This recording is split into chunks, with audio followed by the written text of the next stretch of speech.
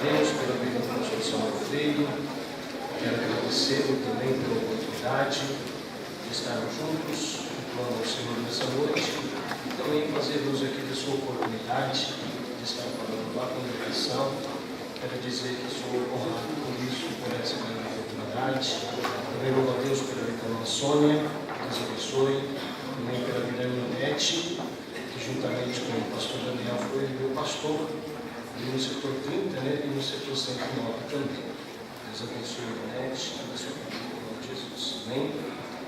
Capítulo 19 e o versículo do número 15, 16 e 17, e o versículo de número 26 estaremos lendo. Nos diz assim: Ao amanhecer, os anjos apareceram com Ló, dizendo: Levanta-te, toma tua mulher e tuas filhas que aqui estão, para que não pereças na injustiça dessa cidade. Ele, porém, demorava-se, e aqueles homens lhe pegaram pela mão de sua mulher e pela mão de suas duas filhas, sendo-lhes misericordioso o Senhor. E o tiraram e o puseram fora da cidade. Havendo-os tirado fora, disse um deles: Escapa-te, salva a tua vida, não olhes para trás, nem te detenhas em toda essa planície, escapa-te para os montes, para que não pereças. Versículo 26. E a mulher de Ló olhou para trás e foi transformada numa estátua de sal.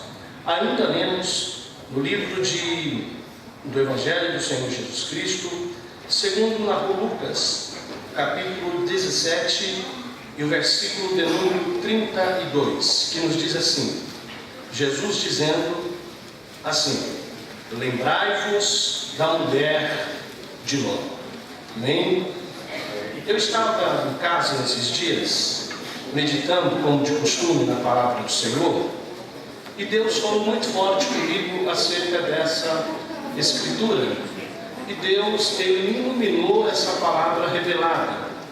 E o Senhor Jesus Cristo, Ele aqui está nos fazendo uma advertência das muitas advertências que o Senhor Jesus Cristo, Ele fez para os seus discípulos, para os que lhe ouviam e, consequentemente, para toda a igreja que o serve.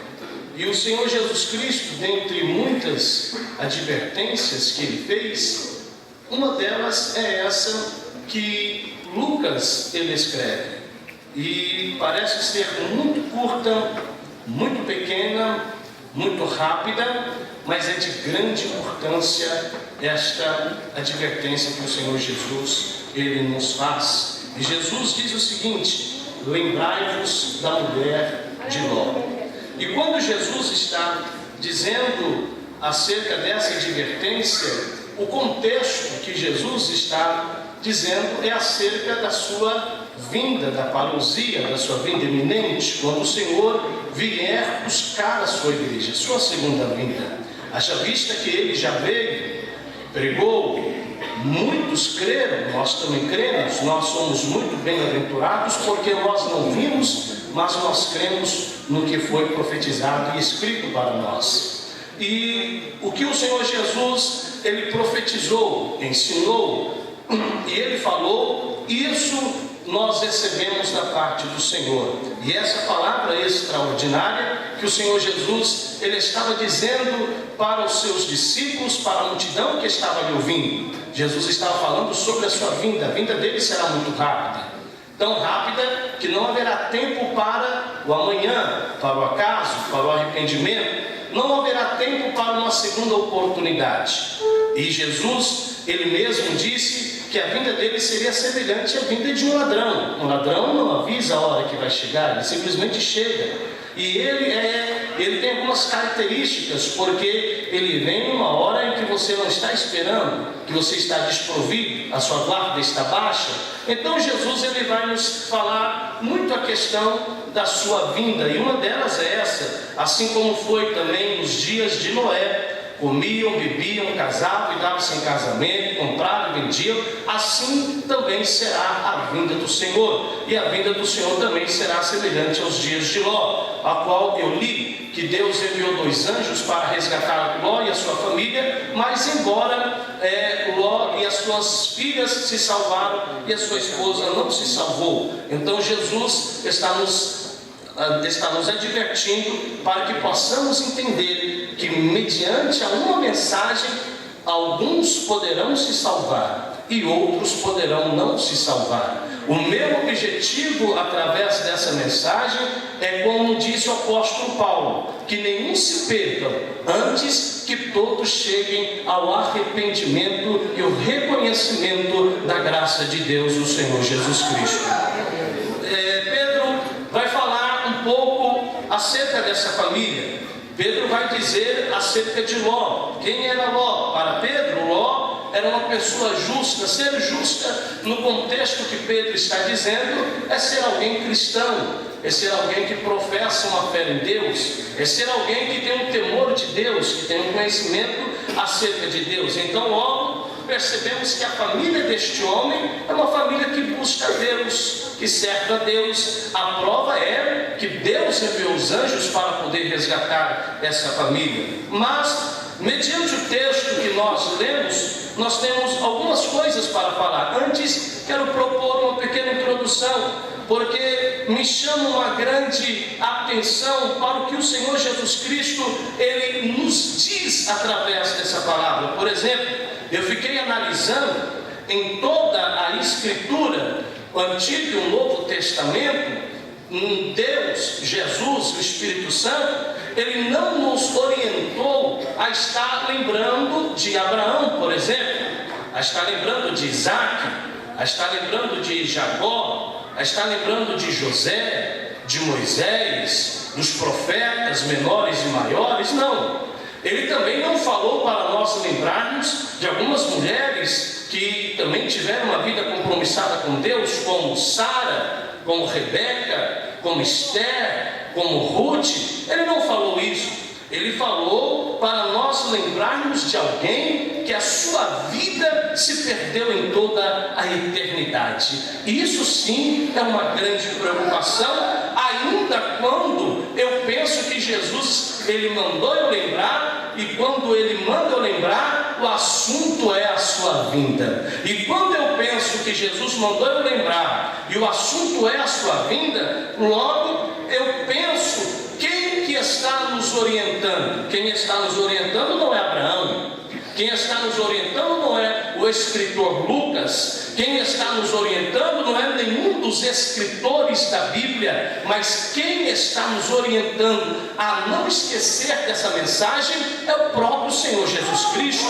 É aquele que não quebra a cana trilhada, é aquele que não apaga o pavio que fumega, é aquele que é o amor personificado de Deus, aquele que é o amor encarnado. É Ele que está dizendo: não esqueça da mulher de Ló. Parece que eu vejo Jesus, Ele dizendo à multidão: agora eu vou tratar com os meus discípulos, porque Jesus, Ele não disse para a multidão, Jesus, Ele disse para os discípulos. Se Ele disse para os discípulos, logo Jesus está dizendo para um grupo restrito, seleto. Alguém queria compreender essa mensagem, queria entender essa mensagem. Logo Jesus está dizendo para nós, para a igreja, para aquele que está, por exemplo, nesse templo aqui nessa noite, adorando e servindo ao Senhor. Então Jesus está falando para mim e Jesus está falando para você: lembrai-vos da mulher de Ló. A minha proposta nessa noite é que, se você não lembra de toda a mensagem, não tem problema, mas que pelo menos lembre dessa frase: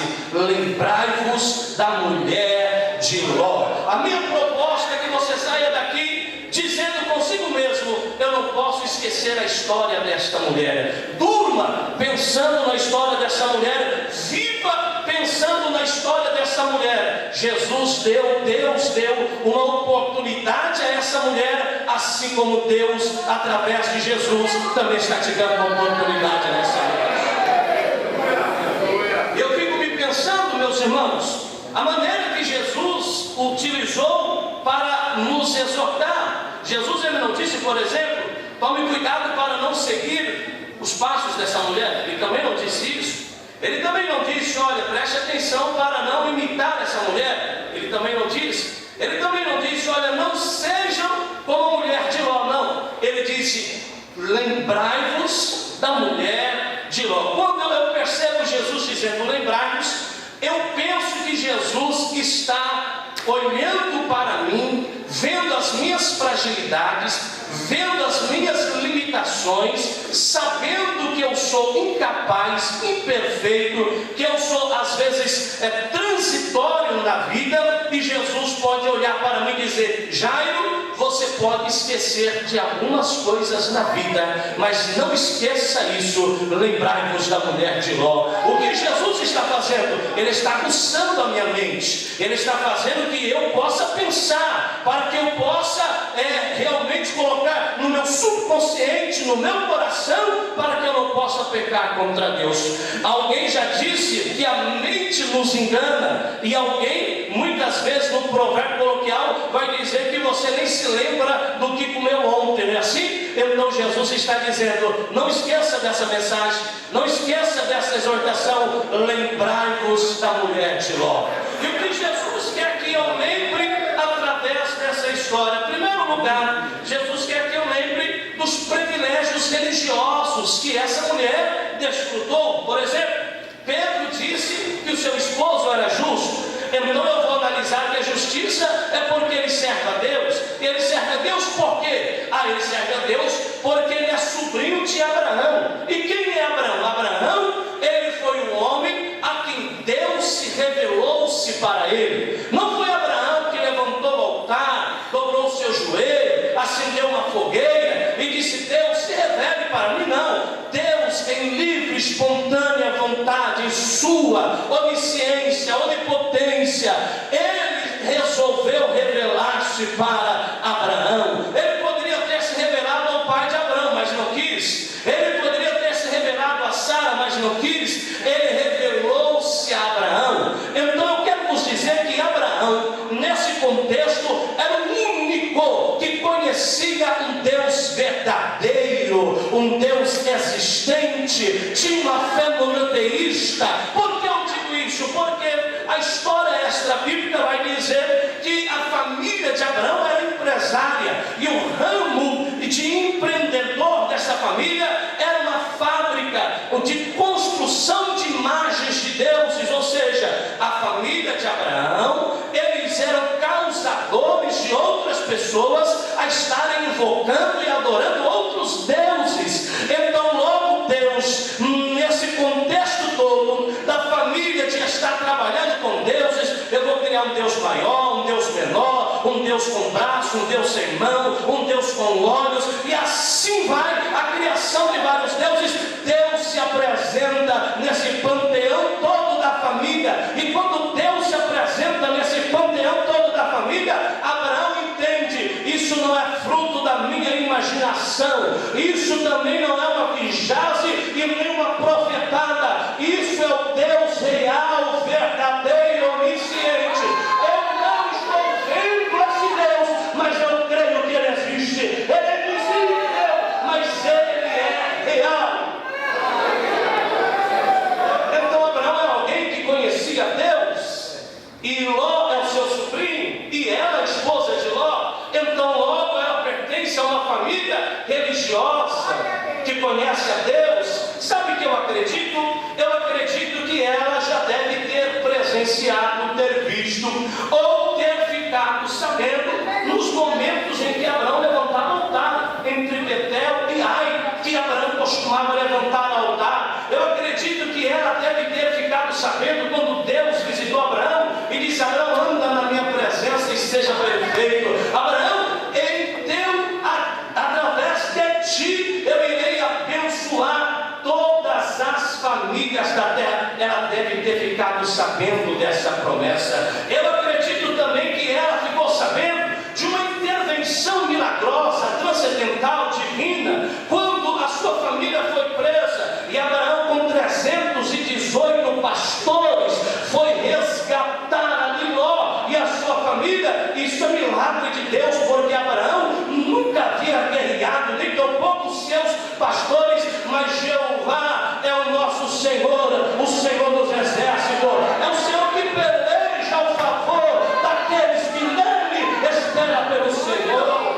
Ela deve ter ficado sabendo quando Melquisedeque chegou para Abraão e deu vinho, e deu azeite, e ainda mais pagou dízimo para Abraão. Eu acredito também que quando os dois anjos que nós vemos chegou na casa dela, lá em Sodoma, ela deve ter conversado com aqueles dois homens, viu que não eram homens naturais, mas eram homens transcendentais, eram homens divinos, eram representantes de Deus, eram os próprios anjos de Deus. Ela teve sim uma experiência religiosa com o Senhor, mas sabe o que eu percebo? Que todas essas influências religiosas foi insuficiente para gerar a salvação para essa mulher. Eu percebo que às vezes tem pessoas que moram do lado da igreja. Eu já preguei em algumas igrejas que é embaixo de um prédio e em cima moram muitos moradores, tem um privilégio de só descer e estar na igreja,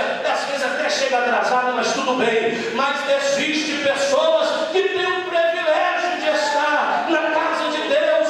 Tem pessoas que até dizem para você: olha, eu gosto tanto de ir na igreja, de ouvir aqueles hinos, e quando o pastor prega a palavra, o meu coração bate forte, e quando alguém dá glória, arrepia tudinho dentro de mim. Isso é privilégio, mas deixa eu vos dizer que privilégio religioso não salva ninguém. A sua mãe pode ser uma mulher de oração, o seu pai pode ser piedoso servo de Deus, o seu irmão pode ser um jovem que dedicou-se e está dedicando a sua vida a servir ao Senhor Jesus. Quem sabe a esposa pode ser uma mulher que tenha buscado ao Senhor, ou o seu esposo, ele tenha aberto mão de tudo nessa vida para servir a Deus, mas ainda que eles e elas tenham servido ao Senhor, será insuficiente para gerar a salvação para a sua vida. Então Jesus está dizendo: lembrai-vos da mulher de Ló. E quando eu penso na mulher de Ló, sabe o que eu penso?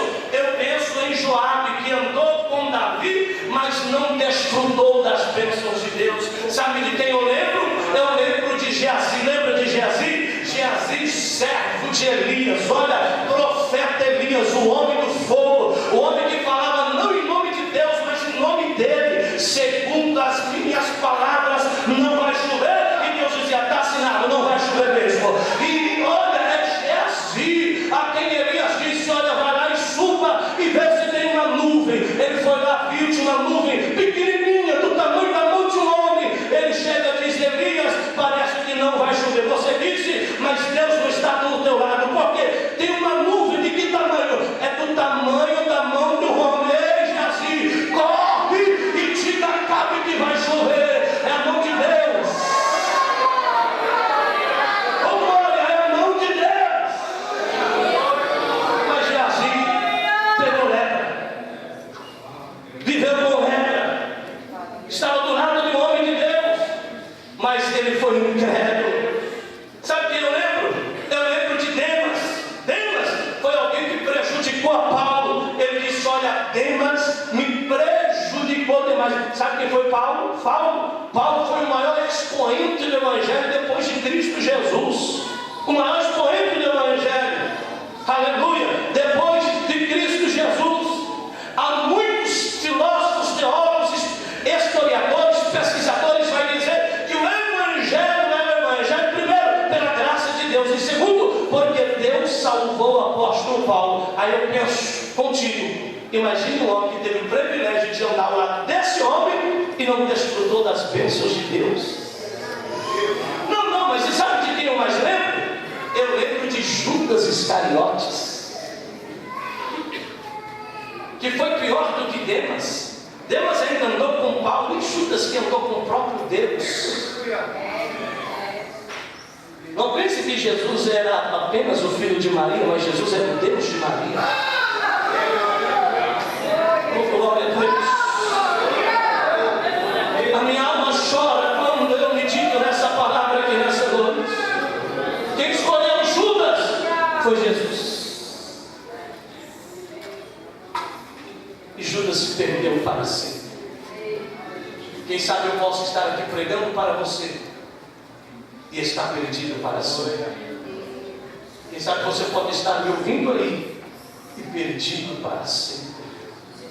Mas Jesus é tão amoroso, tão misericordioso, que Ele te trouxe aqui só para você ouvir essa mensagem. Não se esqueça da mulher de Ló. Ei, se você está aqui ouvindo essa mensagem, é porque você tem uma grande oportunidade.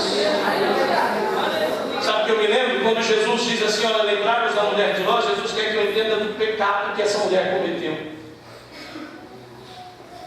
E olha só, Jesus não deu 10 mandamentos, Deus não deu 10 mandamentos a essa mulher como deu a Moisés.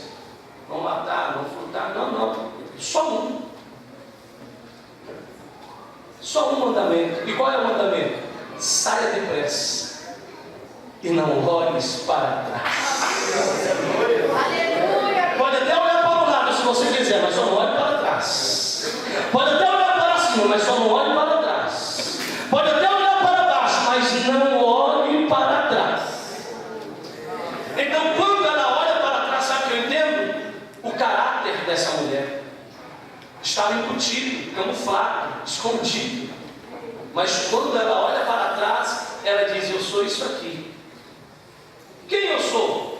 Uma mulher desobediente, que desobedeceu a ordem de Deus, que desobedeceu o próprio Deus. E quando eu digo desobedecer a Deus, eu digo que isso fere os preceitos da palavra de Deus.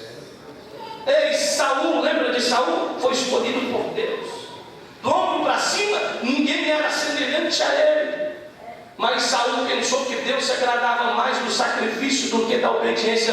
E Deus disse: ei, Saul, eu tenho tudo controlado, programado em minhas diretrizes. Para mim vale mais a obediência do que o sacrifício.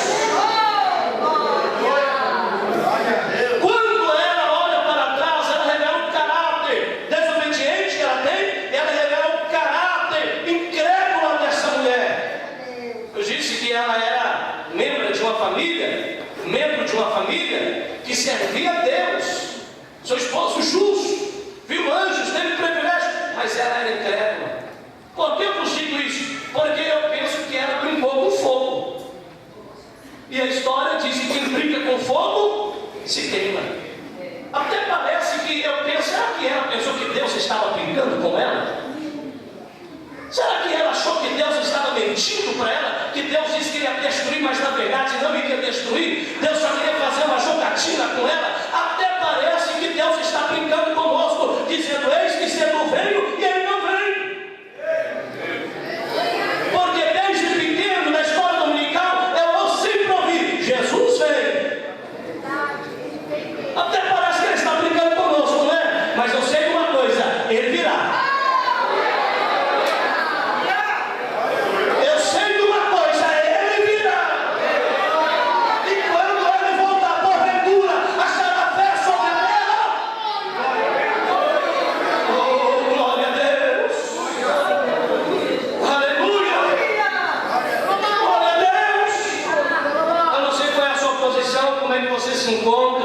Eu não sou teu juiz, eu sou apenas um mensageiro das boas novas de Cristo para a sua vida. Última coisa para eu encerrar. Quando Jesus diz: lembrai-vos da mulher de Ló, ele diz também: observe o castigo que aquela mulher teve. Lembrai-vos da mulher de Ló, ela teve privilégios. Lembrai-vos da mulher de Ló, ela revelou quem ela era. Lembrai-vos da mulher de Ló, observe o castigo que ela teve. A Bíblia diz que quando ela olhou para trás, imediatamente ela transformou-se em uma estátua de sal. Não deu tempo nem para dizer: ai, já se transformou. Não deu tempo para dizer: pastor Samuel, olha, eu tenho que confessar o meu pecado. Não deu tempo. Não deu tempo de chegar para a esposa e dizer: você me perdoa. Não deu tempo. É melhor falar agora, é melhor falar hoje. Não deu tempo para dizer: mãe, eu pequei, pai, estou em pecado. Não deu tempo. Quando olhou para trás, se transformou em uma estátua de sal. Sabe o que eu percebe que para ela ter se transformado no estado de sal, o milagre aconteceu. Porque isso não é natural. Alguém já ouviu falar por aí que alguém se transforma no estado de sal? Então, se não é normal, é anormal. Então é transcendental, é milagre. Ou seja, até para julgar, Deus opera um milagre. Até para proclamar o julgamento é um milagre. Por exemplo, a vinda do Senhor Jesus será um milagre, sim ou não? Sim. Mas será uma infelicidade para aqueles que esquecerem dessa mensagem. Será milagre para aqueles que estiverem dizendo: venha, Senhor Jesus. Eu estou esperando Jesus. Quem está esperando Jesus aqui? Quem está aguardando Jesus aqui? Eu estou aguardando Jesus.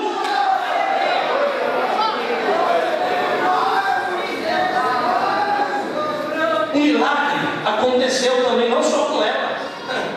Lembra de Faraó? Você lembra? Foi milagre. Eita, como Deus é bom demais, né? Foram 10 milagres e mesmo assim o duro incrédulo de Faraó não deu atenção a Deus. Aí o último milagre, o mar vermelho, se eu fosse Faraó, visse aquele mar vermelho, eu voltava para trás. Com aquele mar vermelho aberto, todo meus irmãos, isso é tentar muito ao Senhor Deus. Isso é abusar da sorte. Isso é abusar do amor de Deus. Ei, nessa noite eu não quero te amedrontar, nem causar pânico, nem tampouco te emocionar para você dar glória, levantar a mão, cutucar. Não, nada disso. Eu quero que você se lembre apenas dessa mensagem. Lembrai-vos da mulher de Ló. Só isso. Você lembra de Corã, Datã, Abirão? Olha, eles já tiveram uma oportunidade. Por quê? Arão e Miriam já se levantaram antes contra Moisés, certo? Deus foi lá e fere Miriam de lepra, certo? Eles estavam lá e eles viram. E não é que eles vão tentar se levantar contra Moisés de novo? Dá para entender o povo? Aí Deus disse: dessa vez vai ter um milagre aí maior. Qual é o milagre maior? A terra se abriu e tudo que é feiticeiro, porque quem levanta contra a autoridade, a liderança, é espírito de feiticeiro. Todo feiticeiro, a terra engoliu. Lembra de Ofni e Finés? Lembra de Ofni e Finés? Só para eu encerrar. Lembra de Ofni e Finés? Filho de Eli. Meu Deus. Que pregava, administrava tudo. Vamos ouvir as irmãs Eli. Vamos ouvir os jovens Eli. E os jovens e lá está todo dia. Pai, qual é a mensagem que você vai pregar? Hoje eu vou pregar sobre isso. Vai ser, onde nós vamos escutar? Vai ser em tal lugar. É Ofni e Finés. Vai lá diante do altar e apresenta fogo estranho diante do Senhor. Achando que Deus é cego. Achando que Deus não está vendo. Mas Deus conhece todas as coisas. Deus conhece a sua vida. É por isso que Deus me trouxe aqui para dizer a você: lembrai-vos da mulher de Ló.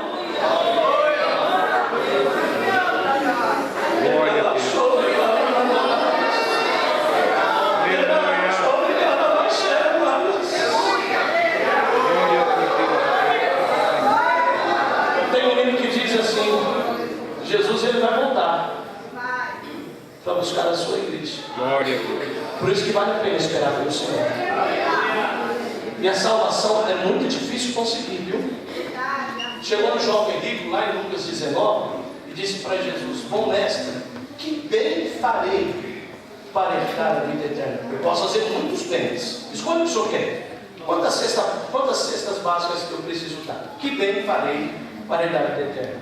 Quanto o senhor quer de dinheiro para ajudar os órfãos, as crianças, a festa que vai ter? Que bem eu farei para herdar a vida eterna? Jesus disse: você quer fazer bem? Então faça o bem. Venda tudo que você tem e distribua aos pobres. Já que você quer fazer bem. Porque a salvação não é adquirida pelas obras. A salvação é adquirida pela fé em Cristo Jesus. Aquele homem vai saindo, os discípulos vão olhando. Aí Jesus disse assim: é mais fácil, literalmente, um camelo entrar no fundo de uma agulha. Isso é literal. Do que um rico, vírgula, avarento, entrar no céu. Porque tem rico abençoado que vai entrar no céu. O que não entra é o rico avarento. Aí os discípulos que estão admirados dizem: bom mestre, Se ele não conseguiu ser salvo, então quem pode ser salvo? Sabe o que Jesus disse? Para os homens é impossível, mas para Deus tudo é possível. Com a permissão do pastor, só uma estrofezinha. Lá verei